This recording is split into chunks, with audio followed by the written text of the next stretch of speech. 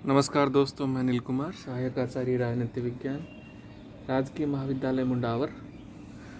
आज की इस ऑनलाइन वीडियो के माध्यम से हम बीए फर्स्ट ईयर के टॉपिक स्वामी दयानंद सरस्वती के बारे में पढ़ेंगे।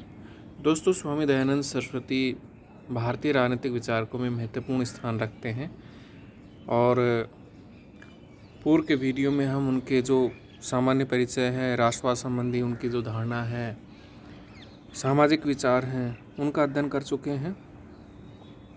आज के इस वीडियो के माध्यम से हम स्वामी दयानंद सरस्वती के शिक्षा संबंधी विचार तथा उनका क्या योगदान रहा है उसके बारे में चर्चा करेंगे।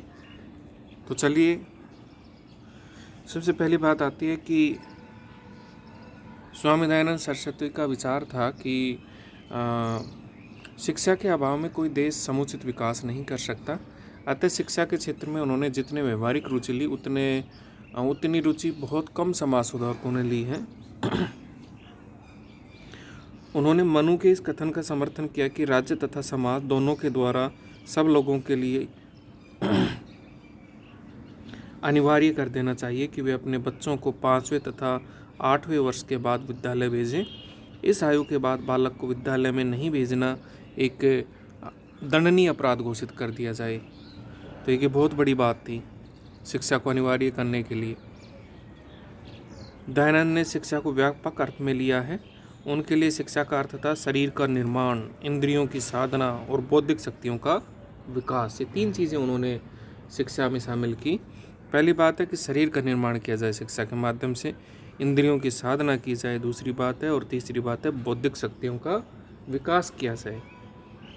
ब्रह्मचर्य पालन को उन्होंने अच्छी शिक्षा व्यवस्था की एक अनिवार्य शर्त माना। प्रारंभिक शिक्षा के विषय में उन्होंने माता पिता को बालक का पहला गुरु बताया और लिखा कि माता पिता के उपदेश से संतान को जितना लाभ हो सकता है उतना किसी और को नहीं हो सकता। इस प्रसंग में माता की भूमिका को वो सबसे ज़्यादा ज़रूरी बताते हैं, महत्वपूर्ण बताते हैं। उन्होंने सदैव इस बात पर जोर दिया कि शिक्षण कार्य चरित्रवान और विद्वान व्यक्तियों को ही सौंपा जाना चाहिए। देखिए, इसमें बहुत बड़ी बात है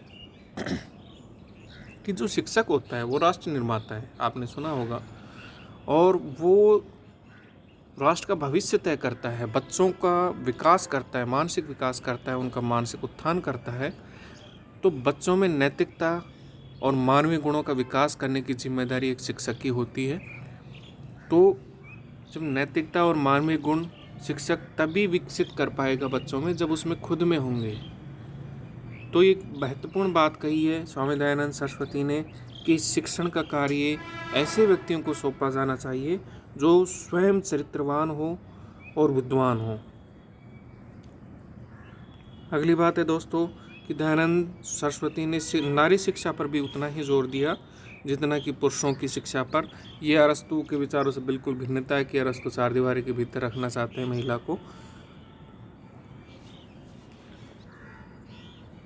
लेकिन एक बात है कि वह दयानंद सरस्वती जो थे वो को एजुकेशन के पक्ष में नहीं थे। ये नहीं थे कि लड़का लड़की एक साथ पढ़ें, और उनका विचार था कि सह शिक्षा का लड़के लड़कियों के चरित्र पर अनुकूल प्रभाव नहीं पड़ता। उनका आग्रह था कि प्रत्येक समाज में लड़के और लड़कियों के लिए अलग अलग स्कूल्स होने चाहिए, कॉलेजेस होने चाहिए। लड़के और लड़कियों के लिए शिक्षा पद्धति, शिक्षा के विषय और पाठ्यक्रम, इन चीज़ों में भी उन्होंने अंतर किया है। केवल ये नहीं कि स्कूल एक नहीं होनी चाहिए, इस संबंध में उन्होंने अपने विचार नहीं दिए, बल्कि उन्होंने ये भी कहा कि शिक्षण की जो पद्धति है वो भी लड़के लड़कियों के लिए अलग अलग होने चाहिए, विषय भी अलग अलग होने चाहिए, उनका पाठ्यक्रम भी अलग अलग होना चाहिए। दयानंद ने ऐसी शिक्षा पद्धति अपनाने पर जोर दिया जो पूर्ण रूप से राष्ट्रीय हो और जो ऐसे नागरिक उत्पन्न करे जिनमें समाज के प्रति कर्तव्य परायणता और उत्तरदायित्व की भावना विद्यमान हो। इस दृष्टि से उन्होंने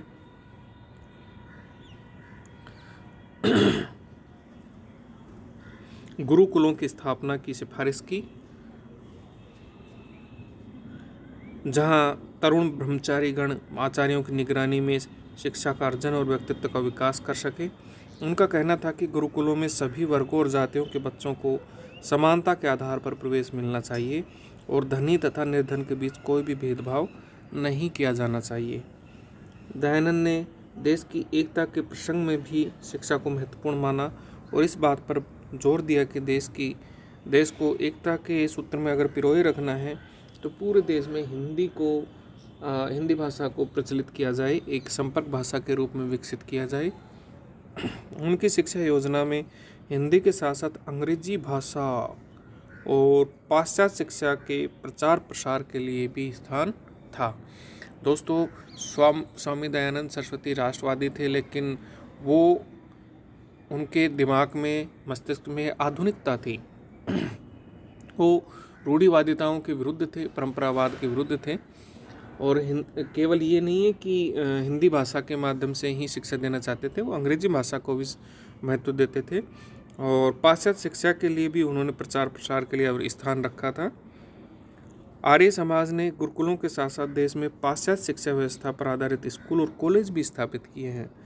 तो ये ही स्वामी दयानंद सरस्वती का सच्चा स्मारक है कि उन्होंने जगह जगह शिक्षण संस्थाएं खोली और बच्चों को, हमारे जो भावी राष्ट्र के निर्माता हैं, उनको अच्छी शिक्षा देने के लिए ऐसे संस्थान स्थापित किए। अब अगली बात आती है दोस्तों कि स्वामी दयानंद सरस्वती की देन क्या है, उनका योगदान क्या है। तो सबसे पहले हम बात करें तो उन्होंने हिंदुत्व को पुनर्जीवित किया। उस समय हिंदुत्व एक जीर्ण शीर्ण अवस्था में था। लोग वहाँ हिंदू जो लोग थे उनमें एहसास कमतरी का भाव था। वो लोग ईसाइयत की तरफ, इस्लाम की तरफ आकर्षण भरी नज़रों से देख रहे थे। ऐसे समय में दयानंद सरस्वती ने उनकी सोच को बदला और हमारी जो प्राचीन संस्कृति थी उसके प्रति गौरव का भाव लोगों में पैदा किया। लोगों को संदेश दिया कि तुम वेदों की ओर लौटो, अपनी जड़ों की ओर लौटो, प्राचीन भारतीय संस्कृति के गौरवगान को तुम महसूस करो और इसका उत्थान करो, विकास करो। स्वामी दयानंद मूल रूप से एक धार्मिक व्यक्ति ही थे, लेकिन उनका लक्ष्य केवल स्वयं का आध्यात्मिक कल्याण करना नहीं था। वे तो एक मानवतावादी थे, एक साधु थे जो समाज और देश के प्रति अपने कर्तव्यों को सर्वोपरि समझता है। इस दृष्टि से वे सर्वोच्च सत्य के अन्वेषक और अन्याय के विरुद्ध संघर्ष करने वाले जन्मजात योद्धा थे। रोमा रोला के शब्दों में वे राष्ट्रीय संगठन और पुनर्निर्माण के सर्वाधिक प्रमुख पैगंबर थे, संदेशवाहक थे।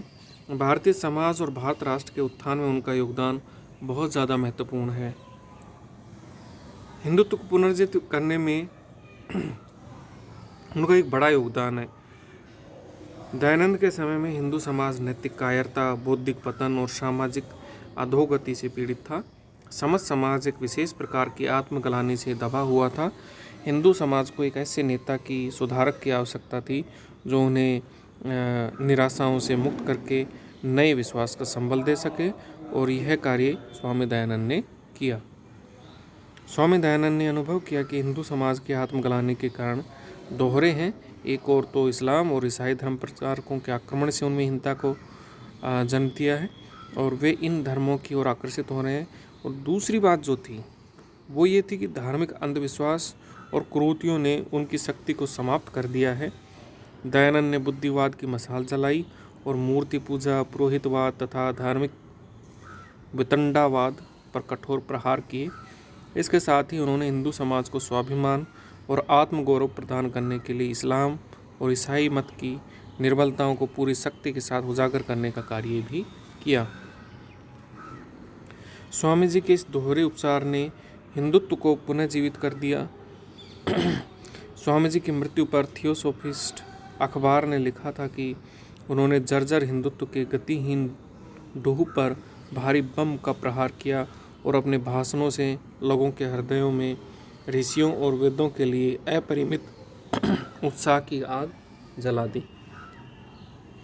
स्वामी दयानंद द्वारा अन्य धर्मों के प्रति अपनाए गए आलोचनात्मक रवैये और शुद्धि आंदोलन से सांप्रदायिक भेदभाव तीखे पड़े और आपसी वैमनस्य भी कुछ बढ़ा।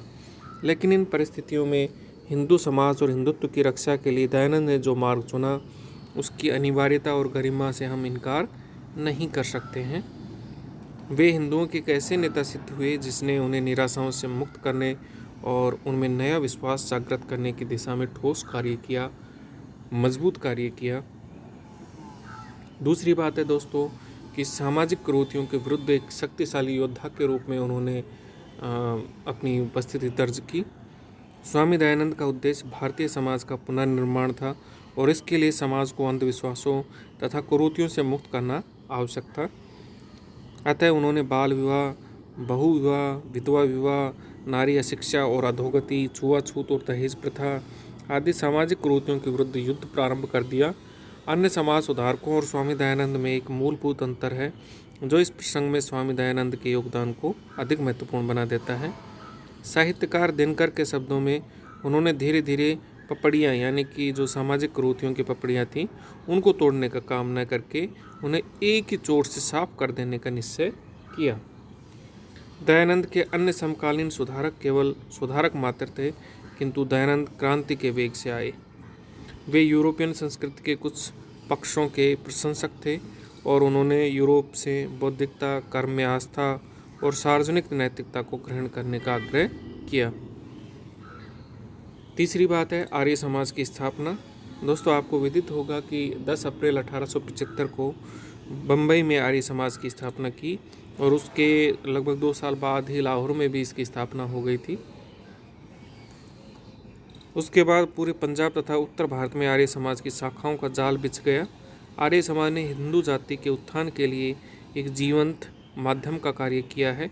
इस संस्था ने हिंदू जाति को संगठित किया, अन्याय, अंधविश्वास और कुरीतियों के विरुद्ध संघर्ष के लिए उन्हें साहस दिया और उनमें देश प्रेम की भावना जागृत की। आर्य समाज के द्वारा सभी जातियों के लिए समान रूप से खुले हैं और ये द्वार सभी जातियों के लिए समान रूप से खुले हैं और इसमें कोई भी प्रवेश ले सकता है।